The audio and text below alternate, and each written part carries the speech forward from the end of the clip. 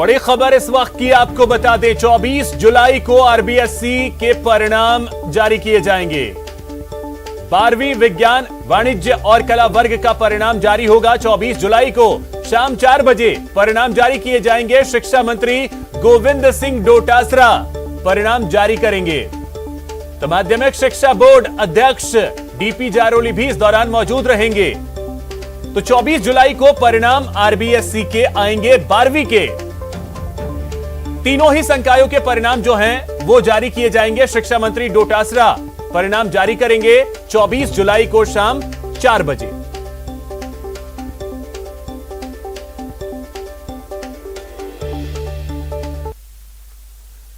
तो news 18 prime में आज बात करेंगे ऑक्सीजन से मौत को लेकर छिड़े सियासी संग्राम की। जहां एक तरफ बीजेपी और केंद्र सफाई देने में जुटी हैं, तो वहीं कांग्रेस समेत पूरा विपक्ष लगातार प्रहार कर रहा है। फिर बात करेंगे सीएए और एनआरसी को लेकर संघ प्रमुख मोहन भागवत के बड़े बयान की। और आखिर में बात मरुधरा में आरएएस रिजल्ट को लेकर हो रही राजनीति की। इन खबरों के साथ और भी अहम खबरों पर विस्तार से बात करेंगे, लेकिन सबसे पहले एक नजर प्राइम 25 पर। ऑक्सीजन की कमी से एक भी मौत नहीं होने के आंकड़े पर सत्ता पक्ष और विपक्ष आमने सामने है। कांग्रेस समेत दूसरे विपक्षी दल केंद्र पर हमलावर हैं, तो बीजेपी ने भी हमले पर जोरदार पलटवार किया है।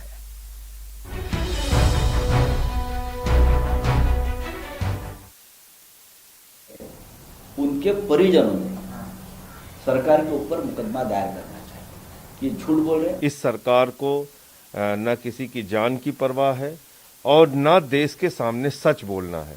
हर चीज को छिपाना है, हर चीज को ढांकना है।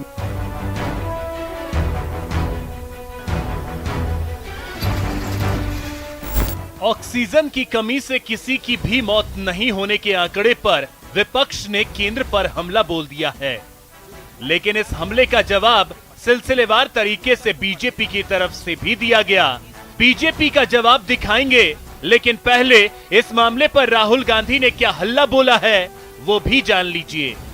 राहुल गांधी ने अपने ट्वीट में कहा है कि सिर्फ ऑक्सीजन की ही कमी नहीं थी, संवेदनशीलता व सत्य की भारी कमी तब भी थी, आज भी है।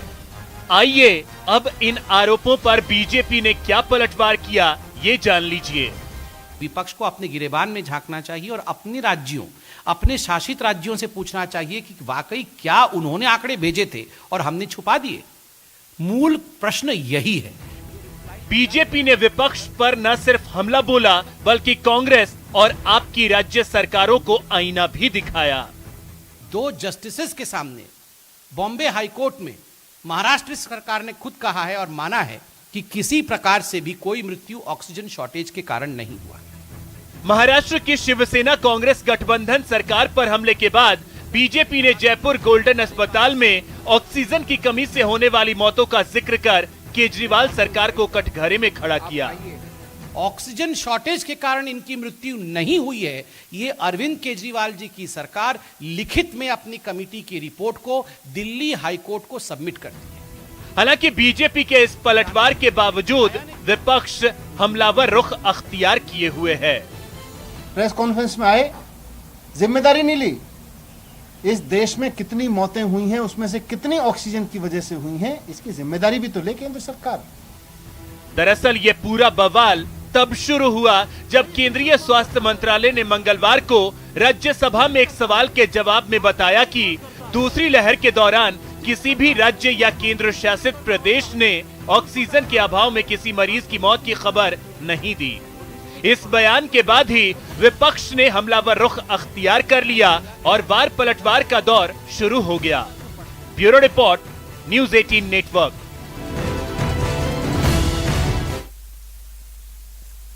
ऑक्सीजन की कमी से मौत पर सियासी उफान की चपेट में मरुधरा भी है, जहां इस पर महाभारत शुरू हो गया है।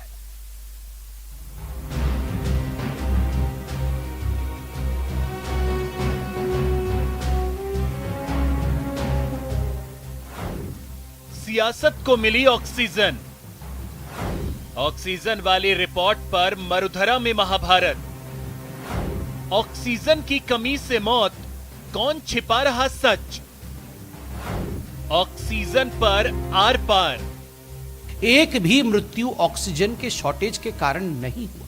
फिर राहुल जी, आप इस प्रकार की राजनीति क्यों कर रहे हैं? संबित पात्रा जी झूठ के जनरेटर हैं, झूठ के जनरेटर। वो झूठ क्रिएट करते हैं, झूठ परोसते हैं। हमें उनकी जैसी हल्की राजनीति करने की इच्छा नहीं है। ये उनको राजनीति मुबारक हो।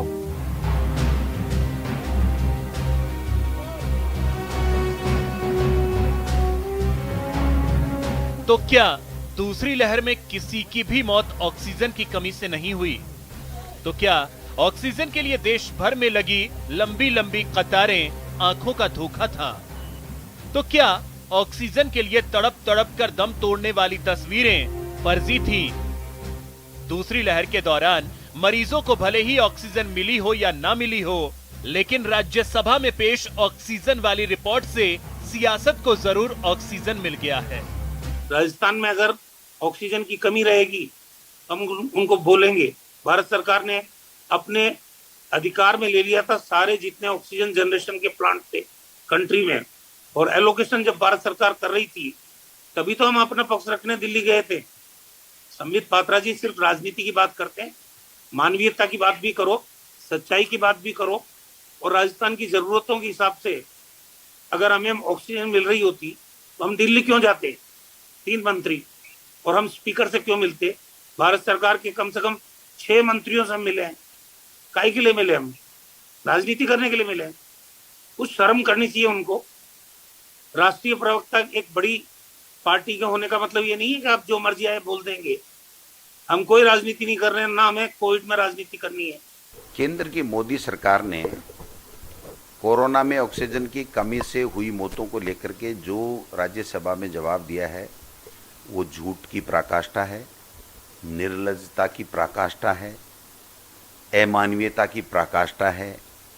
हमने और सब पूरे देशवासियों ने देखा है कि जब सेकंड वेव आई, मोदी जी छुप के बैठ गए थे। कोई ऑक्सीजन की व्यवस्था नहीं कर पाया केंद्र की सरकार, वैक्सीन की व्यवस्था नहीं कर पाया, दवाइयों की व्यवस्था नहीं कर पाया। हाहाकार मचा हुआ था, लाखों लोगों की इस देश में जानें गई हैं कोरोना के केंद्र के मिसमैनेजमेंट के कारण से। दुख और कष्ट पूरे संसार। हालांकि बीजेपी विपक्ष पर राजनीति करने का आरोप लगा रही है कि वायरस के कारण तो दुख हुआ ही है, मगर कांग्रेस पार्टी के कारण, कांग्रेस के भ्रम के कारण, कांग्रेस के कंफ्यूजन के कारण भी दुख हुआ है। उसके कारण भी लोगों को कष्ट हुआ है।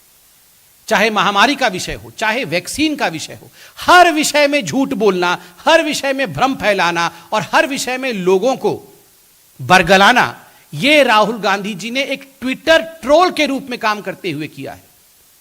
Rahul Gandhi, you have just acted as a Twitter troll throughout this pandemic. आपने नेता के रूप में काम नहीं किया है।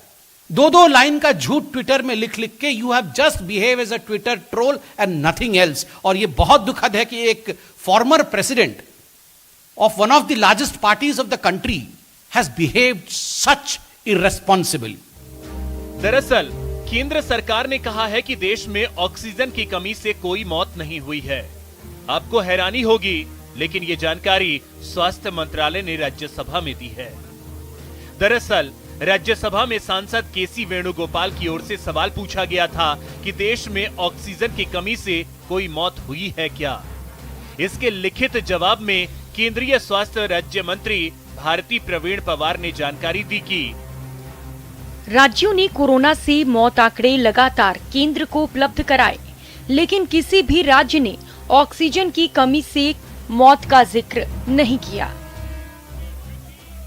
यानी केंद्र के मुताबिक राज्यों ने ऑक्सीजन से मौत पर कोई जानकारी नहीं दी। हालांकि केंद्र ने यह जरूर माना है कि दूसरी लहर में पहली लहर की तुलना में ऑक्सीजन की डिमांड 3 गुना तक बढ़ गई थी। Bureau report, news 18 network. यहां रुकेंगे एक छोटे से ब्रेक के लिए।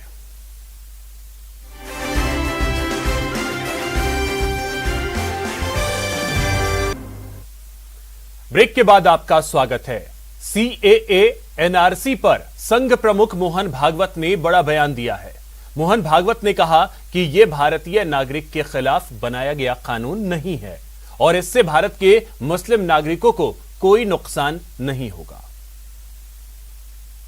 अब CAA NRC ये किसी भारत के नागरिक के विरुद्ध बनाया हुआ कानून नहीं है। भारत के नागरिक मुसलमान को CAA से कुछ नुकसान नहीं पहुंचने वाला। जासूसी कांड को लेकर राजस्थान कांग्रेस के पूर्व अध्यक्ष सचिन पायलट ने सुप्रीम कोर्ट से निष्पक्ष जांच की मांग की। साथ ही उन्होंने कहा कि इसे लेकर कल देशव्यापी आंदोलन करने वाली है कांग्रेस। हर राज्य में राजभवन का घेराव किया जाएगा। तो केंद्र सरकार को भी मैं समझता हूं, क्योंकि भारत सरकार इसकी जांच करे उससे सच कभी सामने आएगा नहीं। इसलिए हमारी पार्टी की भी डिमांड रही है कि ये सुप्रीम कोर्ट के लेवल के जजेस के अंतर्गत जांच को समयबद्ध तरीके से इसकी पूरी जांच की जाए और ये स्पष्ट होना चाहिए कि कैसे किस प्रकार से इतना बड़ा सनसनीखेज जो खुलासा हुआ है उसकी तह तक पहुंचना पड़ेगा।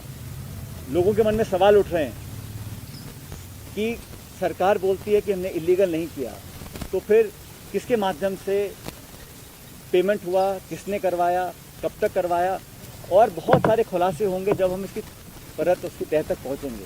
और इस प्रकार में अगर लोगों की प्राइवेसी को उसका हनन होगा, संवैधानिक परंपराओं का हनन होगा, लोकतंत्र को अंडरमाइन करने की कोशिश की जाएगी, इससे सब देशवासी बड़े विचलित हैं, आहत हैं। तो कांग्रेस पार्टी पूरे देश भर में इसको लेकर जन आंदोलन करेगी। जैसा कि आप जानते हैं कि हर प्रदेश में राजभवन का घेराव हो रहा है। कल प्रदेश अध्यक्ष जी के नेतृत्व में जयपुर में हम लोग करेंगे, समूचे देश में होगा। लेकिन जनता, पब्लिक, आम मतदाता जानना चाहता है कि इसमें किसका रोल था, क्योंकि ये खुलासा हो चुका है। इसका स्पष्टीकरण हर सरकार मांग रही है।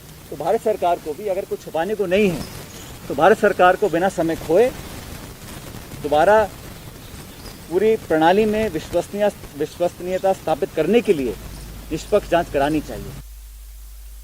चलिए अब देखते हैं क्राइम टॉप 10।